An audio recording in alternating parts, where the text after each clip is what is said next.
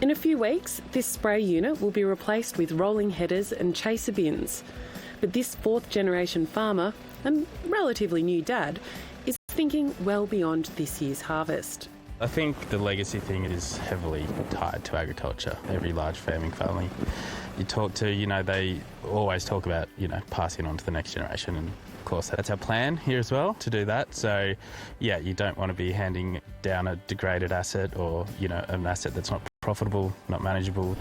Ensuring future generations can continue to produce food from the land is at the heart of sustainability in agriculture.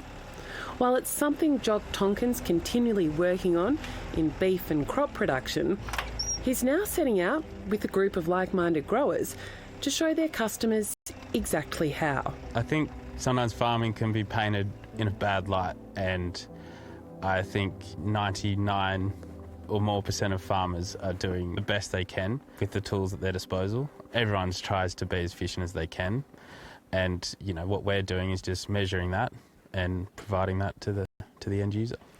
And in the case of this barley crop, that end user is part of Australia's more than $8 billion beer manufacturing sector. Australia's on track to produce something like 55 million tonnes of winter crops this year, and the growers here are keen to have their produce stand out. Not only are they chasing quantity and quality, but for the first time they're trying to prove that it's sustainably produced. How long could it be before we're drinking this? The quickest turnaround could be 6 weeks. Wow. Jock's neighbour, Stuart Tighe, is co-founder of the Pure Grain Network, acting as a conduit between growers and customers. He says those customers are increasingly asking for more information about ESG credentials. Environmental, social and governance is what the ESG stands for, and they're really metrics that help a business be more sustainable, because you have to be across all those areas.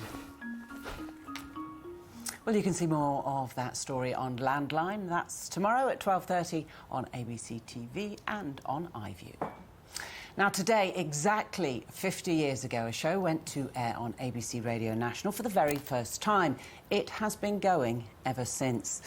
Yep, since its inception in 1975.